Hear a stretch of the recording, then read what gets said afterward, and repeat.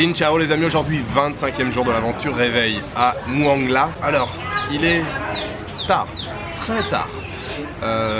L'internet ça fonctionnait pas hier soir, je me suis couché, il était plus de 3h30. Donc là il est 10h passé. Je suis arrêté dans le petit boui-boui où j'ai rencontré la jeune fille hier là. Je lui ai dit que je repasserai, je prends une petite boisson ici, un petit café pétillant, il n'y a pas de café chaud. Alors je vais quand même me tenter la route ce matin là, pour aller à Mukang Chai. Je lui fais confiance, on m'a dit qu'il y avait 6 km qui étaient comme ça. Et après normalement c'était mieux. Alors mieux, je sais pas exactement ce que ça veut dire, mais on va voir, on va tenter le coup. Ce matin le temps c'est quand même pas mal couvert, enfin, voilà, on est au milieu des montagnes, il y a des nuages partout. Voilà, je croise les doigts pour qu'il n'y ait pas trop de pluie et surtout que la route soit en meilleur état. Mukang Chai dans un premier temps, et puis je vais essayer de continuer vers Sapa. J'ai pas regardé les kilomètres, mais il y a encore beaucoup de kilomètres à faire aujourd'hui. C'est parti pour une nouvelle aventure sur les routes sinueuses du nord-ouest du Vietnam.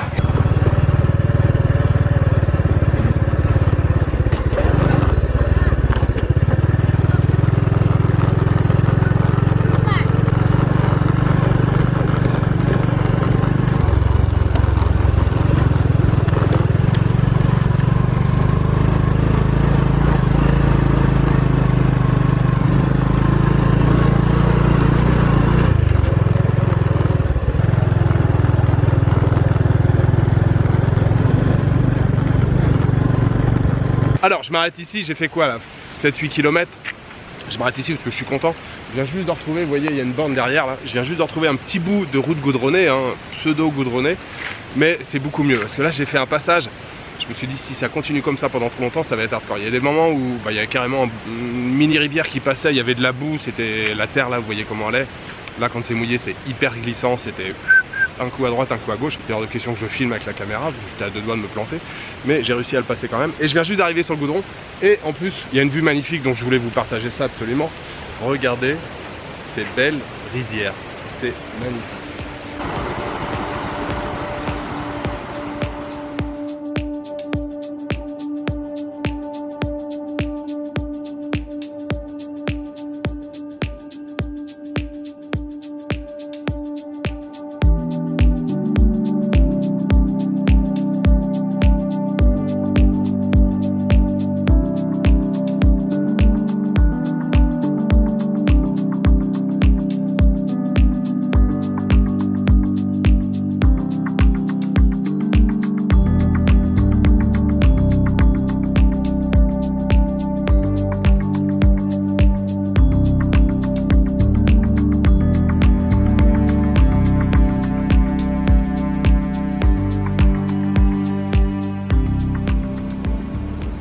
Bon les amis, on n'est pas près d'arriver, je vous le dis, hein, parce que je fais que de m'arrêter. Je me suis déjà arrêté 5-6 fois là, et je viens juste d'arriver en haut de la montagne là, j'ai fait que de monter, j'ai flingué la moitié du réservoir quasiment. Ouais, je fais que de m'arrêter, les paysages sont à couper le souffle. Vous avez vu là ces rizières en terrasse et tout, en plus il y a des gens en train de bosser là, ils sont en train de... Il y avait pas mal de gens qui étaient en train de justement piquer le riz, planter le riz. Franchement, il y a un lac juste en face de mes yeux là. Ouais, je vais vous faire un plan. Hello. Ah, franchement ouais, là il y a des pins à côté, ouais, paysage de malade. En fait je vais prendre le temps de m'arrêter, de faire des plans, hein. Tant pis, on verra encore où je dormirai ce soir. Mais je sais pas si j'aurai une vue après, je vais m'arrêter là. Il y a un lac juste en face avec les montagnes et tout, c'est... Ouais, grandiose, franchement un paysage grandiose. J'ai pas fait beaucoup de kilomètres et je fais que de m'arrêter, mais c'est pas grave. C'est le plaisir des yeux. Là il faut absolument s'arrêter pour faire des images, c'est obligé.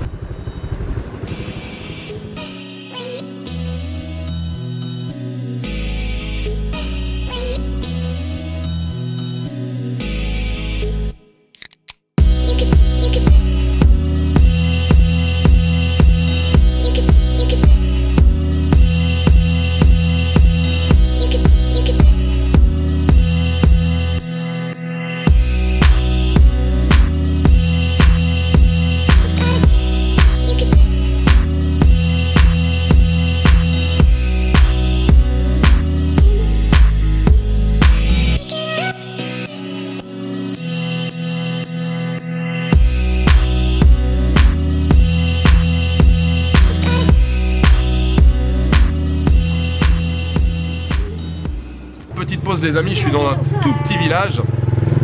Le lac là que j'ai longé, il est énorme, il est super balèze. Je l'ai longé pendant des kilomètres, alors même si les routes sont hyper sinueuses en montagne, Mais il est vraiment balèze, c'était super chouette, il n'y avait pas trop de villages, c'était mais d'un calme absolu, c'était vraiment super sympa. Donc petite pause là dans un village, il n'y a pas de café, donc petit café pétillant là comme hier. Et en fait il y a une chose que je vous ai pas expliqué, que j'aurais dû vous expliquer dès le début du trip là en moto. L'intérêt, je dirais la particularité de la région nord-ouest du Vietnam, donc ce sont bien sûr les montagnes, les rizières en terrasse, et puis c'est une région qui est peuplée de minorités ethniques. Pour faire simple, et de toute façon je n'ai pas 50 000 connaissances là-dessus, mais pour faire simple, le Vietnam est peuplé de l'ethnie Viet en majorité, mais il y a au total 53 minorités ethniques ici au Vietnam qui vivent essentiellement dans la région du nord-ouest du Vietnam, donc la région où je me trouve, un petit peu aussi sur les hauts plateaux dans le centre du pays. Alors dans les minorités ethniques les plus connues, bien sûr, il y a les Hmong, je pense que vous avez tous entendu parler des Hmong, il y a aussi les Jarai, il y a aussi les Thaï, alors ça se divise, après il y a plusieurs catégories, hein. Il y a les Hmong fleurs, je crois qu'il y a les Hmong noirs, les Thaï, il y a les Thaï blancs, il y a les Thaï noirs. Donc il y a les Jarai, il y a les Muong, les Ede, il y a tout un éventail de différentes minorités ethniques. Il y en a beaucoup qui portent encore des tenues traditionnelles, vous avez vu l'image que je vous ai fait juste avant là, donc c'est une femme Hmong.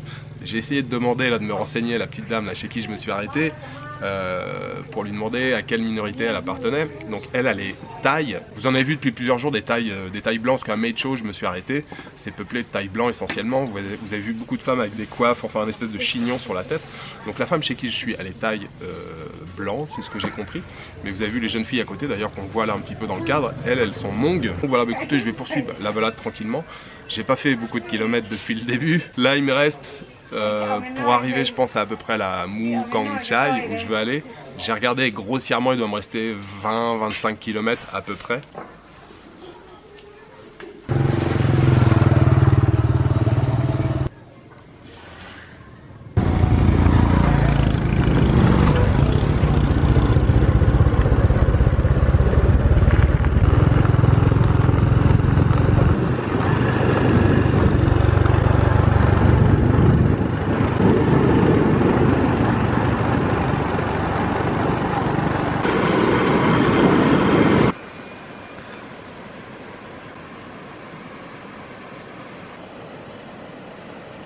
Alors ça y est, je suis arrivé dans le district de Mu Kang Chai. Il y avait 3-4 points que j'avais sélectionnés ici à Mu Kang Chai, parce qu'il y a des rizières en terrasse apparemment qui étaient fabuleuses. Il y avait un petit boui-boui sur le bord de la route, mais je voyais pas de chemin pour monter. Après il y avait il y avait juste des sentiers boueux et tout. Enfin voilà, je pouvais pas monter en moto.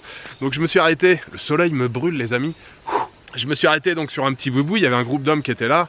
Je commençais à essayer de les tchatcher un petit peu, et puis bon, ils ont compris que je voulais avoir un point de vue.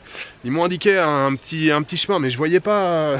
Enfin, ça me semblait vraiment gadou et tout. Je dis c'est pas possible, je peux pas monter leur moto. Ils m'ont dit si. Puis finalement après il y avait un petit bout de sentier.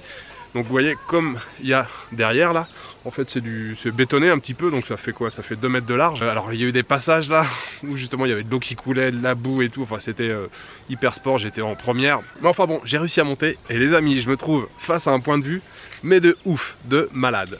Regardez derrière moi ces rizières en terrasse, c'est juste magnifique.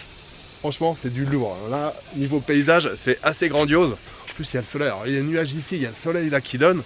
C'est vraiment magique. Voilà, donc je vais profiter un petit peu là. En redescendant, il y aura d'autres points de vue. Je vais vous faire quelques images. Mais et en plus, voilà, ils sont magnifiques en ce moment, les rizières. Enfin bon, je vous le dis tous les jours. Mais franchement, ce paysage, il est vraiment grandiose.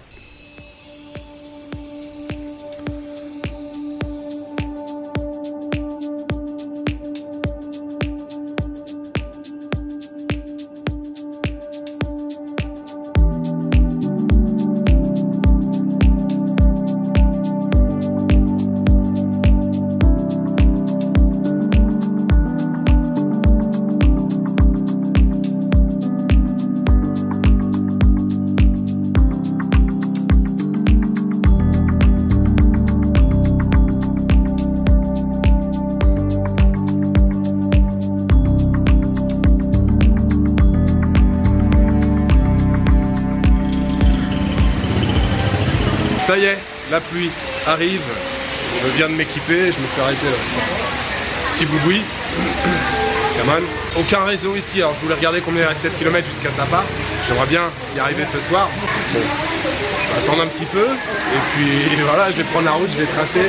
J'ai un sac plastique là, vous voyez, le petit sac plastique jaune pour recouvrir mon sac noir là, où j'ai mon matos. Après moi je crains pas trop la pluie, ça me dérange pas, hein. C'est surtout l'appareil photo, l'ordi. Je crois qu'il reste quand même pas mal de kilomètres pour aller jusqu'à Sapa. Mais bon, on va tenter le coup, on va voir.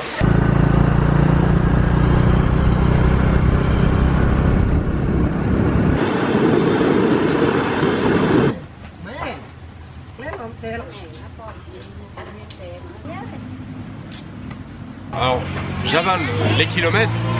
J'ai l'impression d'en faire des dizaines et des dizaines, mais voilà, ça avance pas si vite que ça. Je viens de traverser une petite ville, là j'avais encore du réseau, je viens de regarder, il y a 106 km encore pour aller jusqu'à Sapa.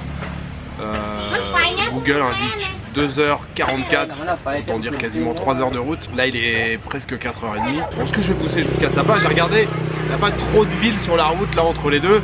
Bon, si vraiment je suis fatigué, qu'il fait nuit ou qu'il pleut, je m'arrêterai pour dormir quelque part. Petite pause là, toujours pareil, sur le bord de la route. Il y a un petit jeune homme là à côté qui parlait quelques mots d'anglais, il bricole les motos, et il répare un petit peu. Il y a des gens qui s'arrêtent pour gonfler. Moi je prends une petite boisson et puis voilà, on va poursuivre la route en direction de Sapa.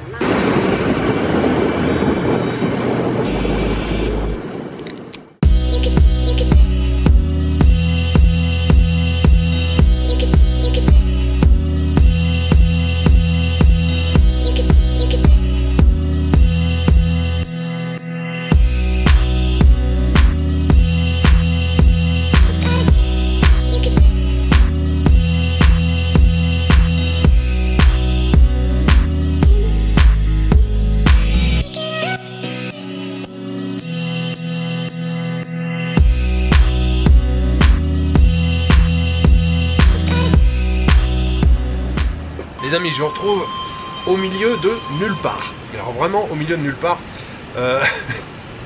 Ça fait un petit moment là que j'ai pas fait d'image parce que il pleut.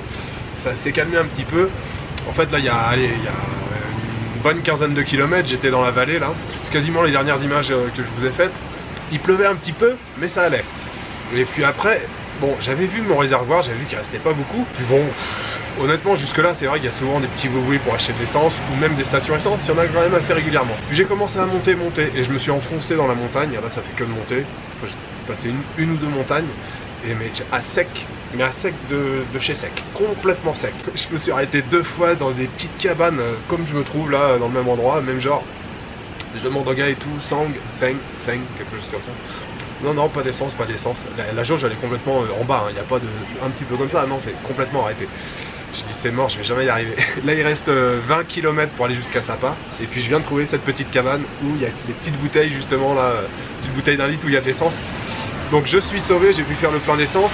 Je me suis installé ici, là il y a un jeune garçon qui est là. Il m'a proposé du thé, je prends un petit verre de thé. Je fais une petite pause. 20 derniers kilomètres pour arriver à Sapa. Ça se mérite. Bon, je suis trempé aussi, mais bon, c'est pas l'apocalypse comme le premier jour, ça va. Mais il commence à faire nuit, alors voilà, je vais pas trop traîner, petite pause là de 10 minutes, un quart d'heure, et puis dernière ligne droite, direction Sapa.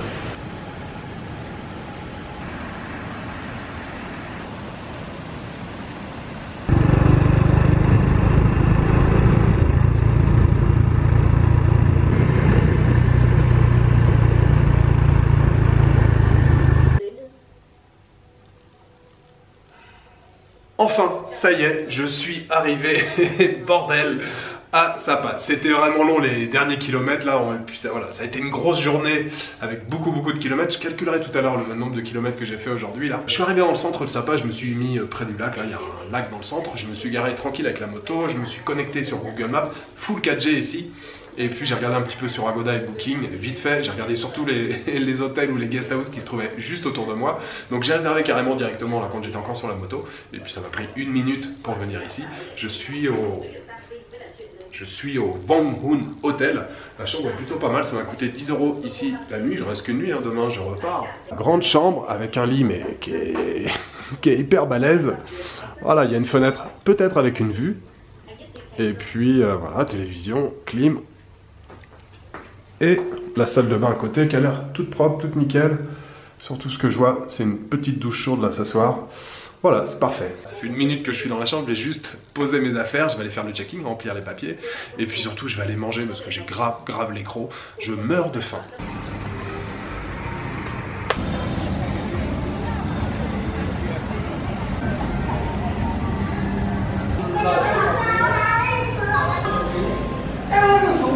ça y est, je me suis trouvé un petit restaurant. Alors vous avez vu là, je vous ai fait 2-3 images de la ville.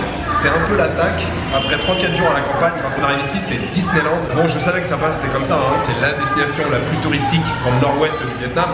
Et la dernière fois que je suis venu, c'était il y a 10 ans. Alors j'imagine que ça s'est encore développé depuis. Il y a des lumières partout. Alors après voilà, les rizières bien calmes et tout là quand on arrive là, évidemment il y a plein de touristes occidentaux partout. Alors je suis un touriste bien sûr, mais voilà, je voulais me trouver un restaurant mais il n'y avait personne, donc je suis seul dans le restaurant et j'ai super faim, donc je me suis commandé 2 plats. Je me suis commandé un feu au poulet, soupe de nouilles au poulet, et puis j'ai pris en plus un plat de riz avec de la viande, je sais plus le prix, je crois du bœuf. Et bien voilà les amis, la journée va se terminer ici à Sapa. Les 2 plats, je les ai dégommés. Je les ai mangés à une vitesse folle. Ça m'a coûté 85 000 les 2 plats. Alors il y a énormément de touristes, mais je n'ai pas précisé, mais il y a aussi énormément de touristes vietnamiens. Il n'y a pas que des touristes occidentaux. Il y a beaucoup de gens d'Hanoï qui viennent chercher un petit peu de fraîcheur ici et puis profiter des rizières en terrasse. C'était vraiment une excellente journée. Je suis passé à travers plein de paysages différents, des petites vallées encaissées, des grandes vallées un peu plus larges. La forêt, il y a même des pins pendant un moment, enfin voilà, les rizières en terrasse, vous avez vu, elles sont vraiment à couper le souffle, c'est vraiment magnifique. C'était une excellente journée, j'ai repris encore un petit peu de coup de soleil sur ceux d'hier. Je vous souhaite une bonne soirée, une bonne nuit, une bonne après-midi, je vous donne rendez-vous demain pour une nouvelle journée sur les routes du Vietnam. Ciao, good night.